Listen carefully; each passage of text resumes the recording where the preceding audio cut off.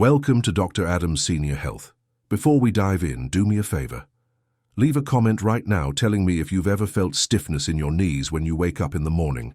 Hit that like button and subscribe to this channel, because what I'm about to share with you could save your joints from permanent damage. You wake up in the morning and your knees feel stiff. You brush it off as just getting older.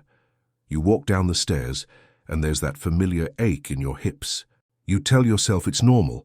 You try to open a jar and your fingers won't cooperate the way they used to. You convince yourself everyone goes through this. But here's what terrifies me as a physician who has spent over 30 years treating joint diseases. That stiffness you're ignoring right now, that minor discomfort you've learned to live with, that occasional swelling you think will just go away on its own, these aren't just signs of aging. They're your body screaming at you that something is destroying your joints from the inside out, and most of you have no idea what's causing it. My name is Dr. Adams, and I've dedicated my entire career to helping people just like you preserve their mobility and independence as they age. I've sat across from thousands of patients, looked them in the eyes, and had to deliver the devastating news that their arthritis has progressed to a point where their quality of life will never be the same. I've watched people who were active, vibrant, and full of life become prisoners in their own bodies, unable to play with their grandchildren, unable to take a simple walk around the block, unable to do the things they love because their joints have deteriorated beyond repair. And do you know what breaks my heart the most? In the majority of these cases, it could have been prevented. The damage didn't have to happen. But it did happen because they didn't know.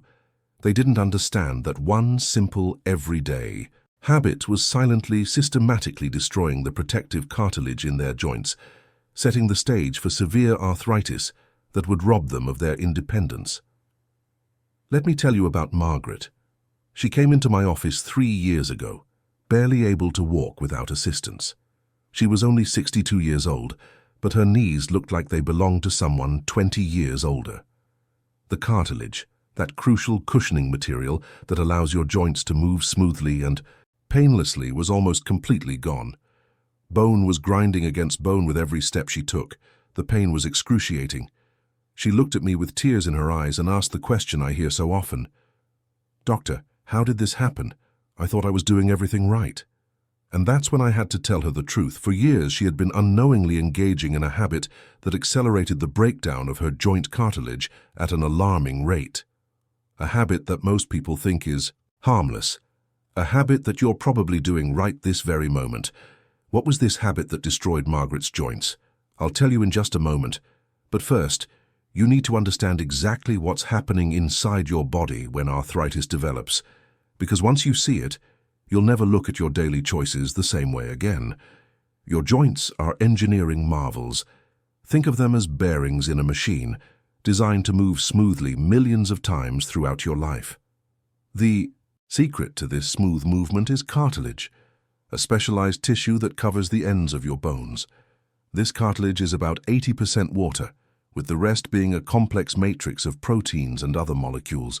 It's slippery, it's resilient, and it acts like a shock absorber, cushioning your joints and allowing them to glide effortlessly. But here's the critical thing most people don't understand. Cartilage doesn't have its own blood supply. It can't heal itself the way other tissues in your body can. Once it's damaged, once it starts breaking down, it's extremely difficult to regenerate. It's like trying to rebuild a bridge while cars are still driving over it. Nearly impossible.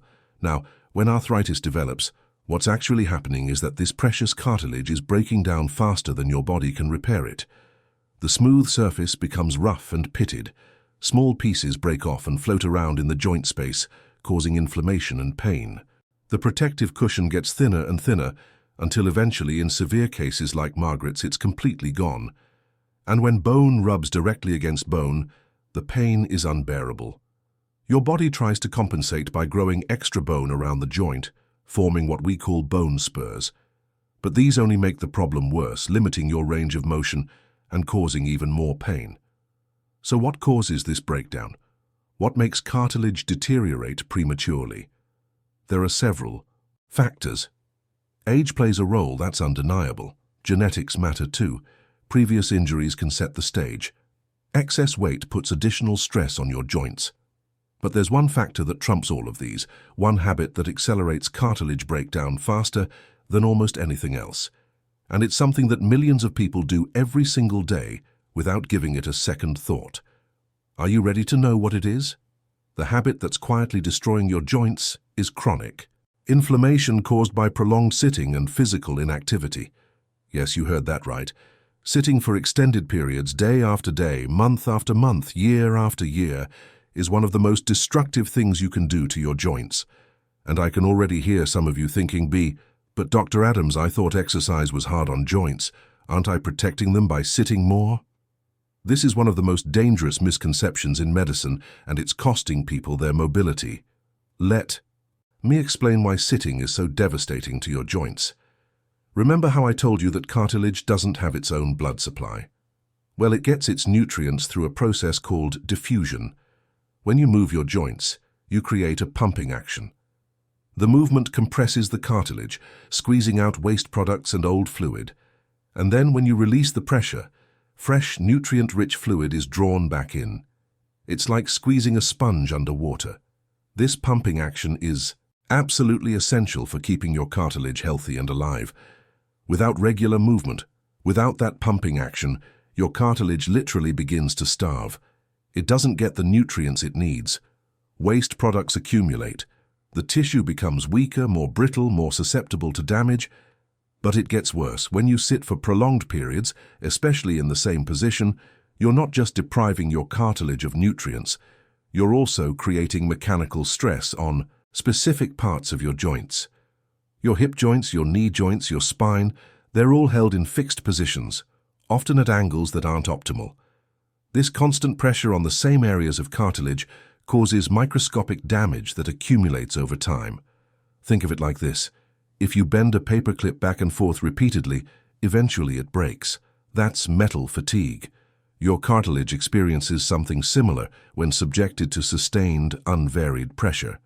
It develops tiny cracks and fissures that gradually expand and deepen. And here's where it gets even more insidious. Prolonged sitting triggers a cascade of inflammatory processes throughout your body. Your muscles become inactive, which signals your body to slow down metabolism.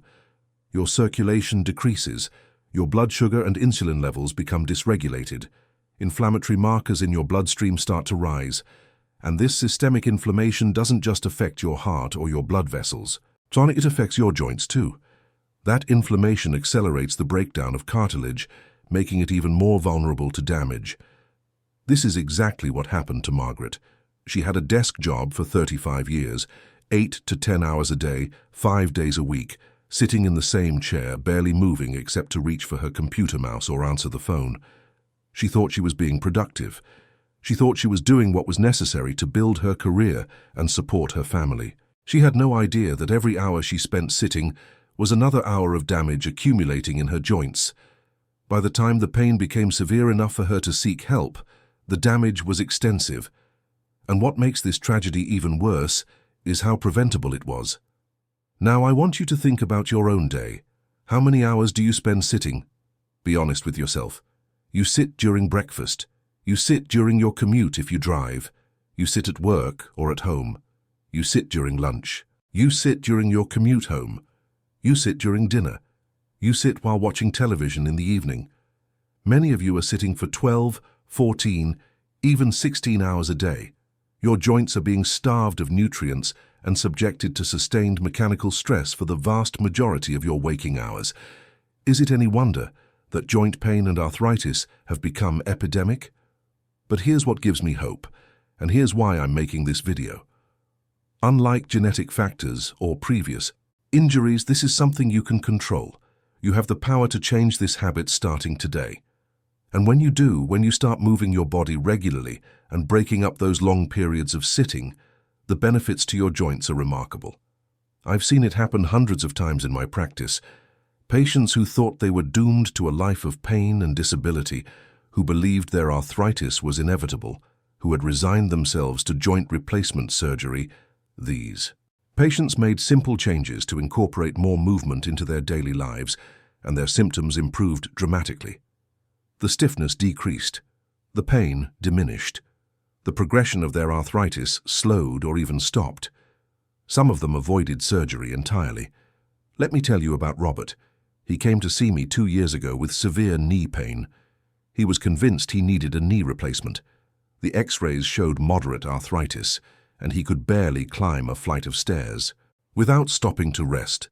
But Robert was willing to try something before committing to surgery. We created a plan. Nothing extreme, nothing complicated. He started standing up and moving for 5 minutes every hour during his workday.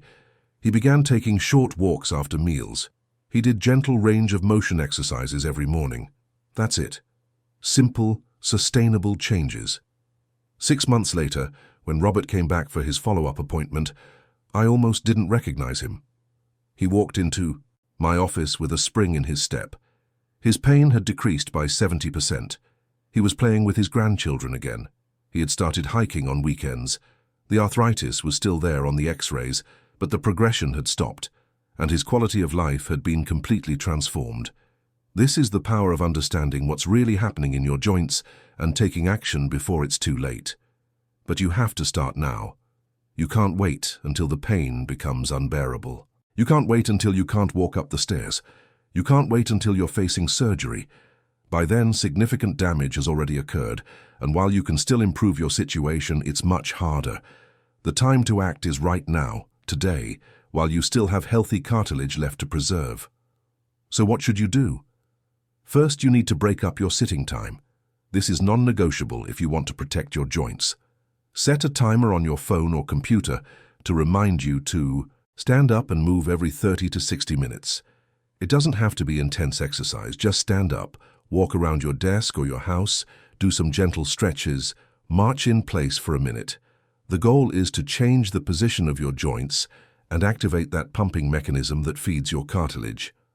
Those few minutes of movement, repeated throughout the day, make an enormous difference.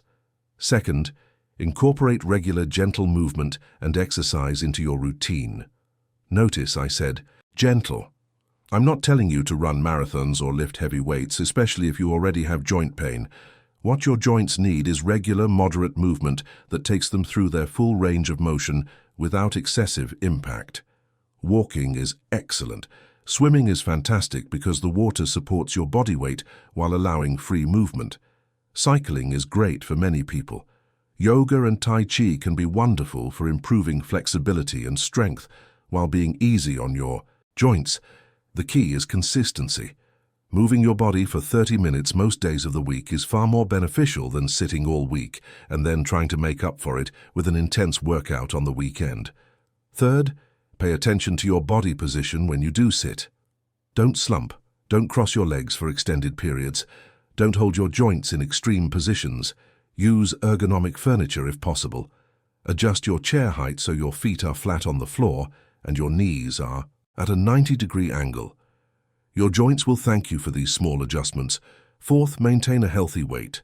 I know this is a sensitive topic, but I have to address it because the reality is that excess weight puts tremendous stress on your weight-bearing joints, particularly your knees and hips. Every extra pound of body weight translates to approximately 4 pounds of pressure on your knees when you walk. If you're 20 pounds overweight, that's 80 extra pounds of force your knees have to absorb with every step. Over the course of a day, over the course of a year, that adds up to massive amounts of additional wear and tear on your cartilage. Losing even a modest amount of weight can significantly reduce joint pain and slow the progression of arthritis. Fifth, stay hydrated. Remember, cartilage is 80% water. When you're dehydrated, your cartilage can't maintain its structure and function properly. It becomes more brittle and more susceptible to damage. Drink plenty of water throughout the day. Your joints depend on it. Now, I know some of you are thinking, but Dr. Adams, I already have arthritis. I already have joint pain. Is it too late for me? And my answer is absolutely not. It's never too late to start taking better care of your joints. While you can't reverse severe cartilage loss, you can absolutely slow or stop further progression. You can reduce inflammation. You can strengthen the muscles around your joints to provide better support and stability. You can improve your mobility and reduce your pain. I've had patients in their 70s and 80s make significant improvements by implementing these strategies. Your body has an amazing capacity to adapt and heal when you give it what it needs. But you have to be proactive. You have to take responsibility for your joint health. Your doctor can guide you, can provide treatments, can offer interventions, but the daily choices are yours. The decision to stand up and move instead of sitting for another hour, that's yours. The decision to take a walk after dinner instead of immediately plopping down on the couch, that's yours. The decision to prioritize your long-term mobility and independence over short-term convenience, that's yours. And I want to be very clear about something. This isn't about perfection. You don't have to move every single hour of every single day. You don't have to exercise 7 days a week. You don't have to do everything perfectly. What matters is consistent effort over time. Small improvements, repeated daily, compound into massive results over months and years. That's how you protect your joints. That's how you prevent or slow arthritis. That's how you maintain your independence and quality of life as you age. Think about where you want to be 5 years from now, 10 years from now, 20 years from now. Do you want to be active and mobile, able to travel, able to play with your grandchildren or great-grandchildren, able to pursue your hobbies and interests? Or do you want to be limited by pain, dependent on others for basic activities, watching life pass by from a chair? I know which future you want, and I'm telling you that the choices you make today will determine which future you get. Margaret, the patient I told you about earlier, she wishes someone had explained this to her 30 years ago. She wishes she had known that all. Those hours sitting at her desk were destroying her joints. She wishes she had taken 5-minute walking breaks. She wishes she had been more active outside of work. She can't get those years back.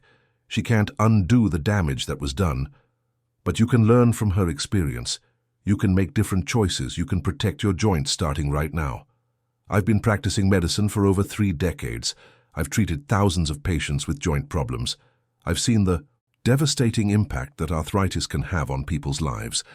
I've also seen the incredible resilience of the human body when given the right support. And if there's one message I want you to take away from this video, it's this. Your joints are precious, and they deserve your attention and care. Don't wait until they're screaming at you in pain to start taking care of them. Don't assume that joint problems are an inevitable part of aging. They're not. With the right knowledge and the right actions, you can keep your joints healthy and functional for decades to come. So here's what I want you to do right now. After you finish watching this video, stand up, move your body, take a walk around your house or your office. Feel your joints moving, feel your muscles activating, feel the blood flowing. Make a commitment to yourself that you're going to break the cycle of prolonged sitting. Set up reminders, schedule movement breaks into your day. Start a gentle exercise. Routine. Make the changes that will protect your joints and preserve your mobility. Your future self will thank you for the action you take today. Don't let another day go by where you're unknowingly damaging your joints. You deserve better. Your joints deserve better. Take control of your health, take control of your future, and start moving. Your body will reward you with years of pain-free, active living. That's my promise to you as a physician who has dedicated his life to helping people maintain their mobility and independence. Thank you for watching, and remember, your health is in your hands.